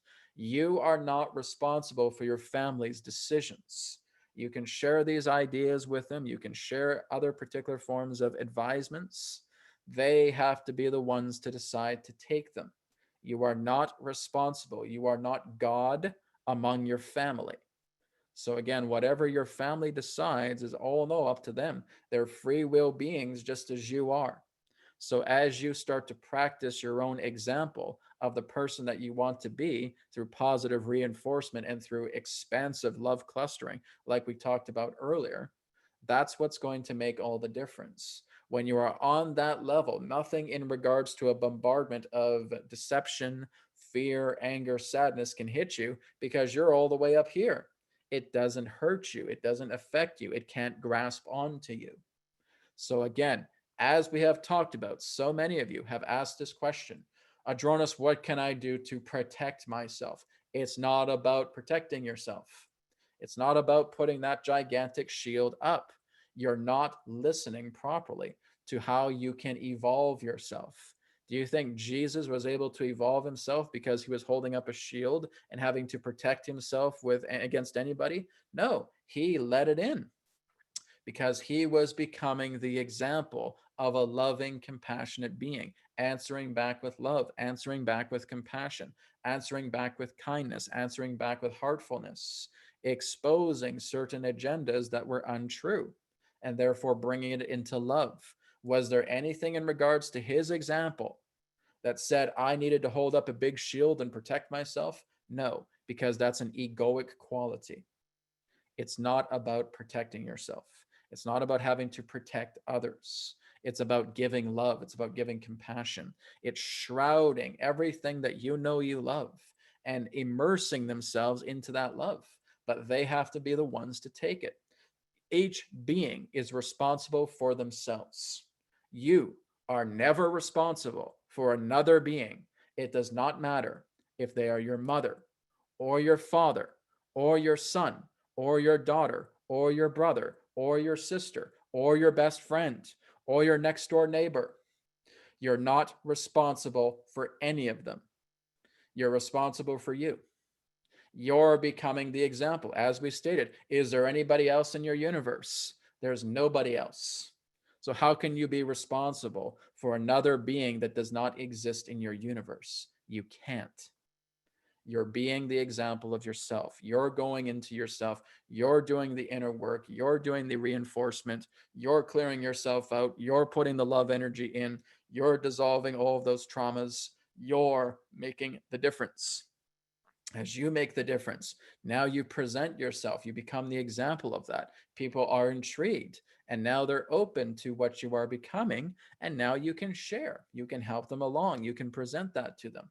They have to do this work as well too. They are not getting a free ticket from you. You have to get past that delusion. It's not about another person making that person into an enlightening being. It doesn't work that way. That has never been done, ever. You have to be the example. And the example that you become is an opportunity for others to see this because they love what they see through you and they may want assistance. And in that way, that's where you can counsel. That's where you can help. That's where you can assist. That's where you can guide. Does that make sense? All right. This is what we have talked about many times. Do not feel that you have to protect yourself because you're protecting insecurities, protecting your family. You're only protecting their insecurities. It's only going to regrow. It's like feeding a virus. Drop the shields, drop the swords, come into love, come into compassion, uplift yourself, reinforce yourself with the love cluster. That's what's going to make a difference. All right? We thank you. Questions? Okay, from an anonymous attendee, could you talk about forgiveness and karma? Does forgiveness negate the effects of karma for yourself and for others who are forgiven? Karma is only action. So you are only looking into the actions of what you feel have been stagnating you. And therefore, as we've stated, as you give yourself positive reinforcement with the cluster of love through the thoughts, through the feelings that you hold towards yourself, toward your visions, toward your dreams, or towards others, that is being reinforced. That aspect of expansion is coming through, and you are so strong and high on the level of love. Forgiveness is so natural. So you are able to forgive all of the stagnant aspects of your actions that you do not prefer. And now they're being wiped clean because your love is so powerful. Your love is so strong. You're high. You're so high on love. You're so high on compassion. You're so high on joy and happiness that looking at anything else that represents those degrees of despair and fear, you are able to wipe clean like a rag, completely cleared away like it's nothing. That's what happens. So the aspect of karma itself does not always relate to something that connotates a negativity. It's just the result of action. So you look at actions that you do prefer because you've moved yourself into a higher degree of alignment. Well, that was karmic. And now you're looking at old things that you don't prefer, actions that have led you into those orientations, and that was karmic. So now you're clearing that out. So karma, in that sense, holds a vastness spectrum pertaining to expression. You just look at the actions that you do not prefer, that you feel you have outgrown, and getting yourself high on so much love, you're able to clear them away. They become dissolved. And this is how you work with spirit on a great deal more, because spirit becomes much more of your reality. Love is spirit. And so when you're working together with those higher degrees of love, therefore, spirit is working with you to clear all these away. Love energy. This is an old feeling of sadness I have. I no longer prefer it. I feel I'm ready to move past it. Let it be cleared away. Done. Spirit goes in and takes care of all of it. You don't have to do anything. All you're doing is just loving and loving and loving and being happy and being happy and being happy and being joyful and being joyful and being joyful. And you're just constantly commanding spirit. Spirit, I'm ready to clear this out. I'm ready to clear out this old fear. I'm ready to clear out this old sadness. I'm ready to clear out this old anger, abandonment, rejection, abuse. I'm ready to move past it. I can see that I'm no longer attached to it. Clear it away. It's done. That's all it takes. Many of you still do not know the power of spirit. You still do not know the power of your own love. You underestimate it. It is love itself that has created this entire universe. Has intellect ever done that? No. Love is what has created this entire universe. Spirit has been the architect of this entire universe. Has intellect ever done that? No. Intellect is at the bottom rung of the ladder. So again, when you start to move yourself up into these higher loving states, into these greater states of compassion and joy, you have an intelligence available to you that you can't even fathom. you can't even begin to understand.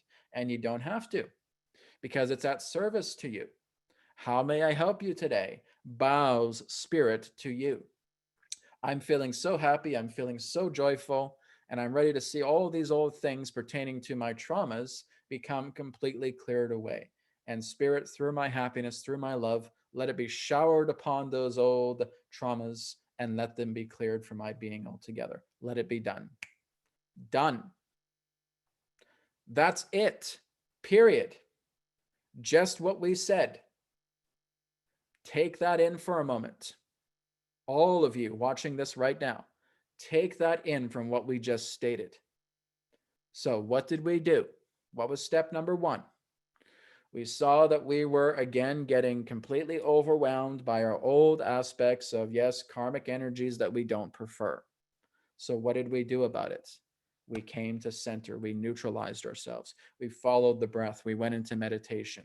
We saw what we were doing. We were neutral to it. We were not involved with anything that we did not prefer. We did not get into its melodrama. We did not get into its story.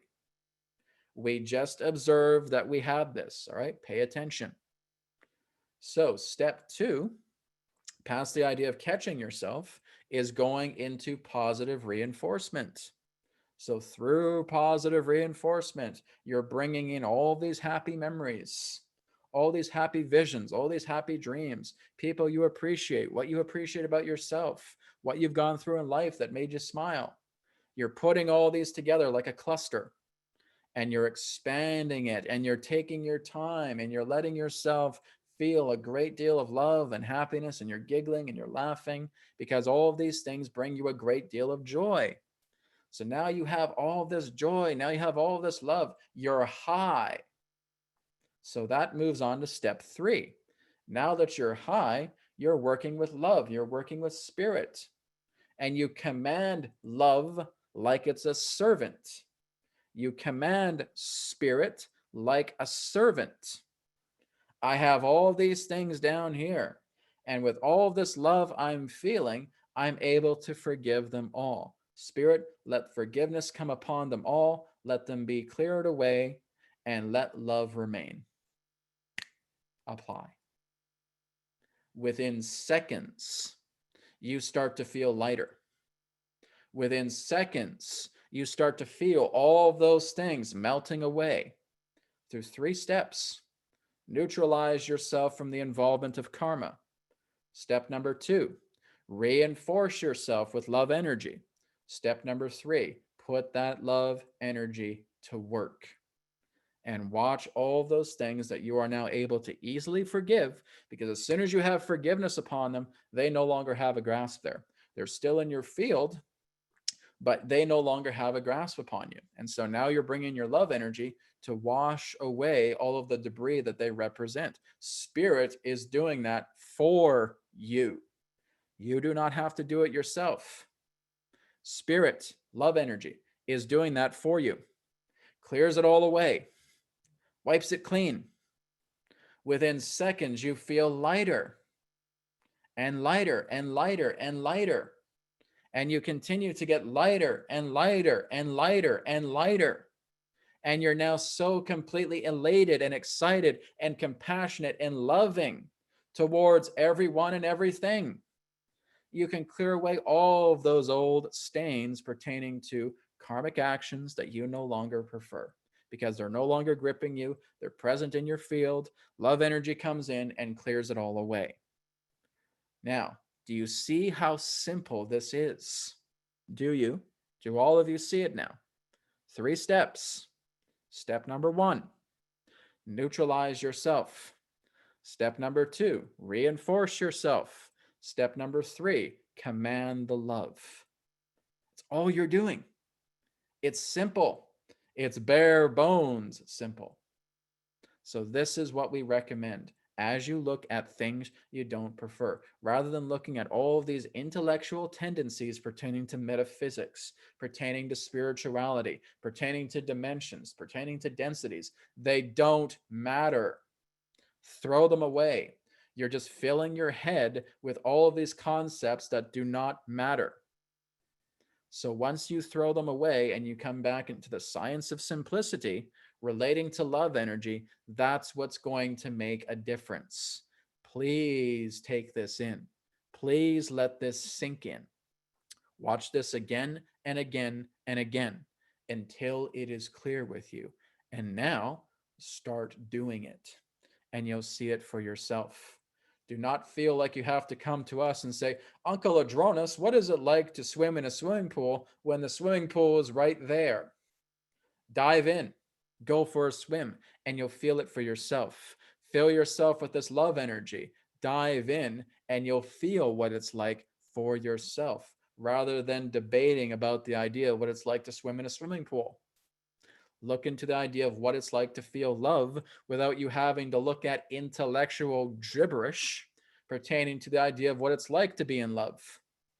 Be love rather than talking about it to death. All right? That's our recommendation to you. Thank you very much. Next question, please. Okay, next is Jen. Jen, you're allowed to talk now.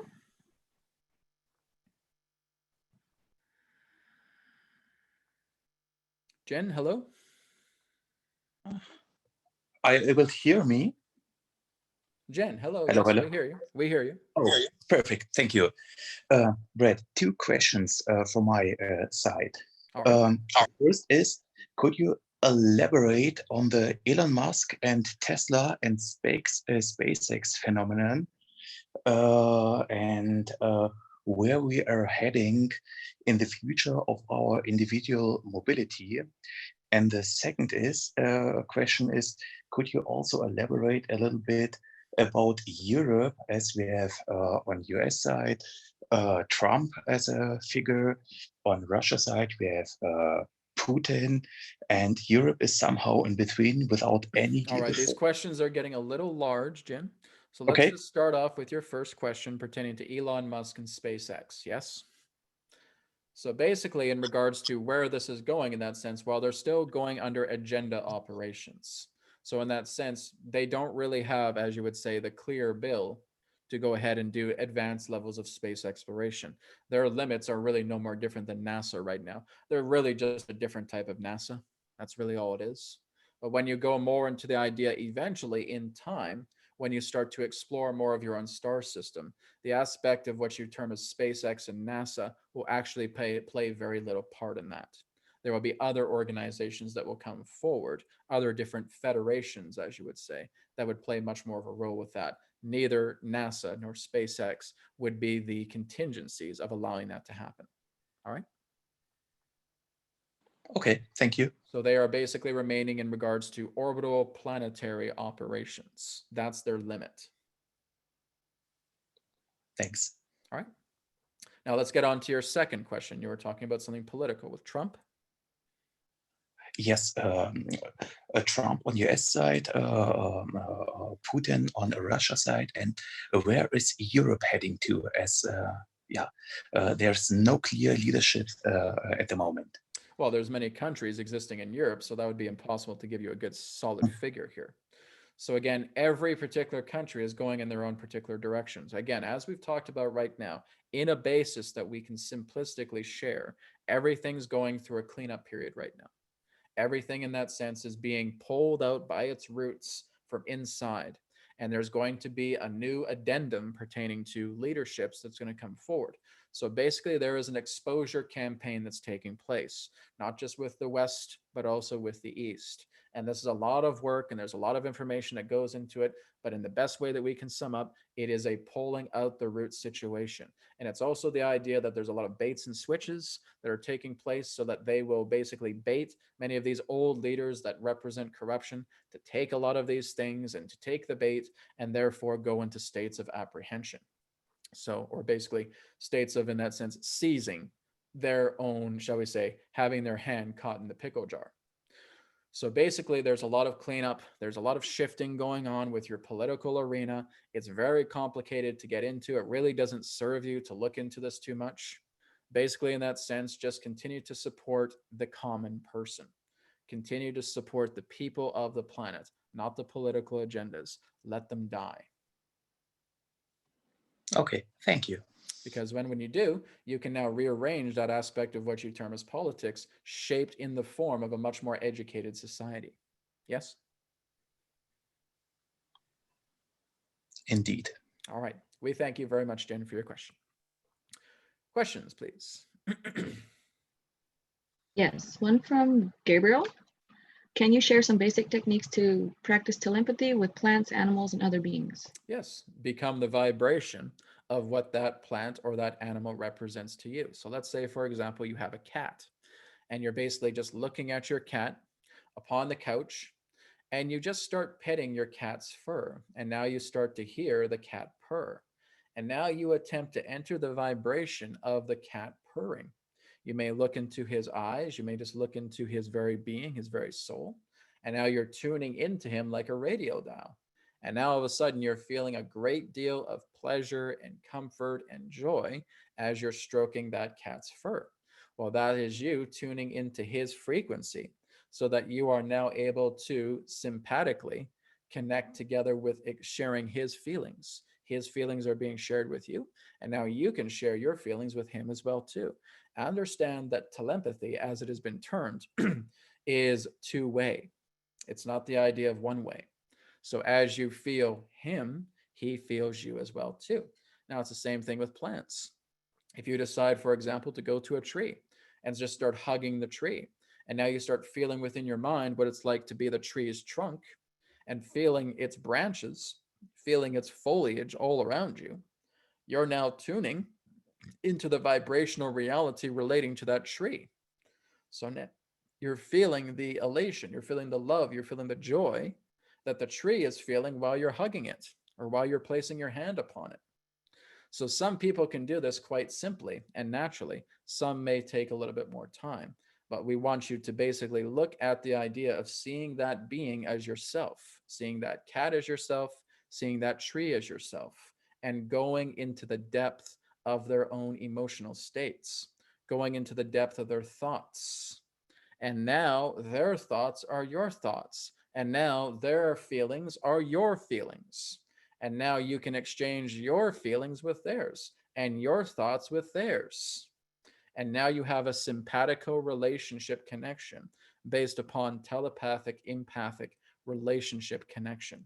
It's all about immersing yourself into that other being, seeing them in greater depth, feeling their thoughts, feeling their feelings, feeling their emotions, and letting that come through you as a conduit, as a vessel, where you're as clear as a crystal.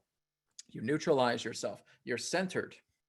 And now you can take in all of those thoughts and all those feelings because you're naturally doing this all the time. When you're walking down the street, you're actually collecting a lot of other people's thoughts, but you mistake it for your own and thinking, oh, I really want a cheeseburger today. How could I want a cheeseburger? I'm a vegetarian. So you're feeling these thoughts, or been someone who's getting angry about going to work at the office. All of a sudden, you're getting a feeling like that and saying, I don't work at an office. So do you see how you're actually connecting together with other people just by walking down the street, just by seeing others in that sense going to and fro their own work, their own lives? And for those of you who are centered, you can actually tap into their thought flow. You can tune into their feelings, to their emotions. They become yours. And again, it's a neutralization of the mind and it's an immersion. And as you immerse yourself into that other conduit, this is where there is a shared expression between feelings and thoughts altogether. That's the nature of telepathy. All right. Thank you very much. We are happy to take 3 more questions before we conclude. Okay. One from Jenny Hong. If we have the freedom to create our reality, then why do we have to abide by universal laws? Thanks. Because what you're doing is you're creating through a template. You have to look at the idea, think of it in this example, that you're creating a website through a particular program because the interface has particular rules assigned to it.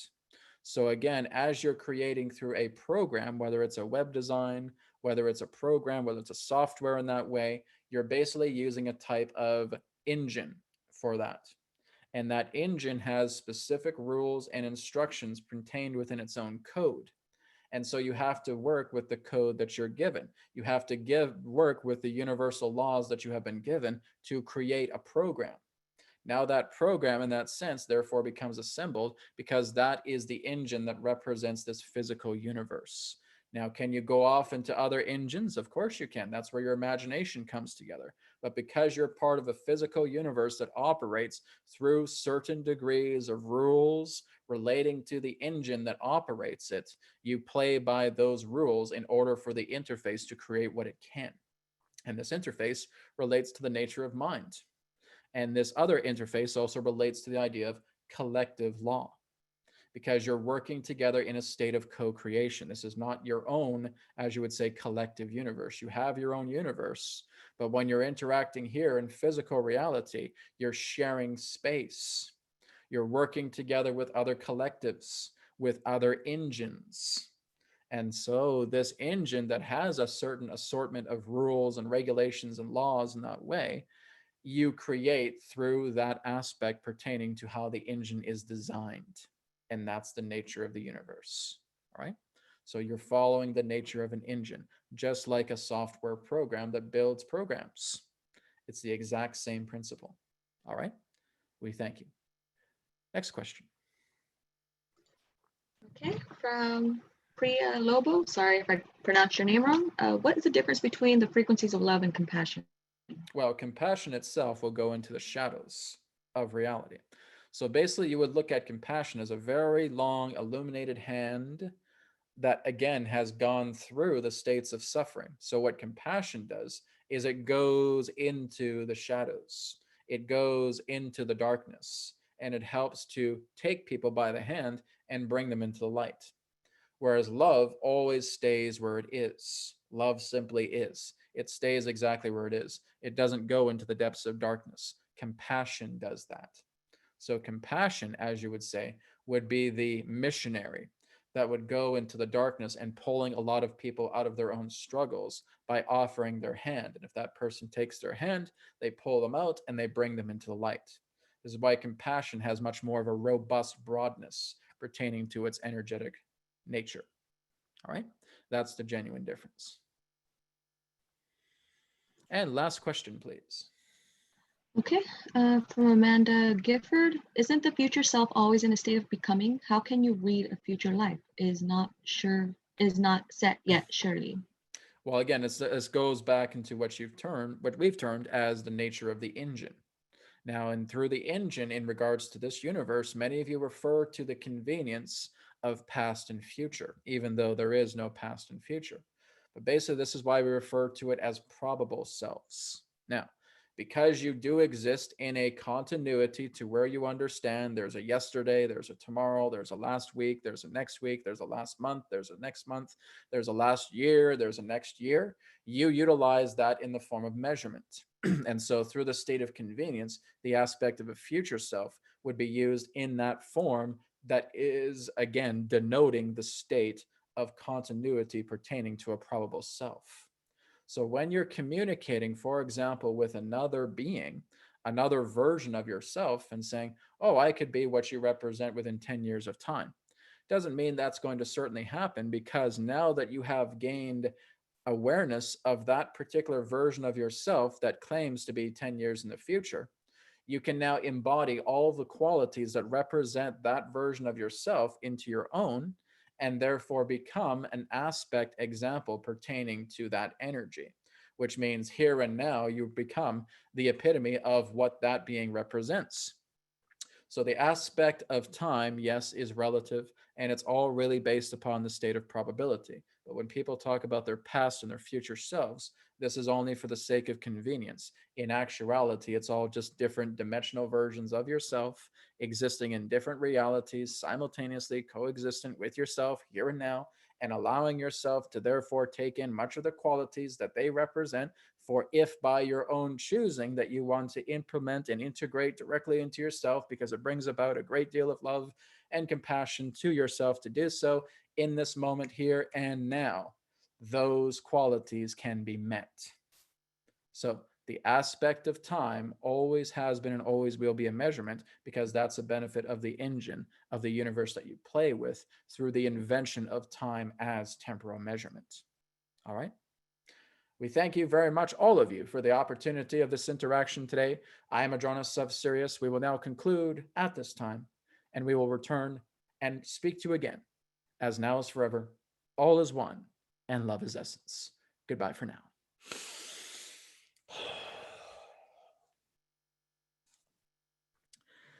Okay.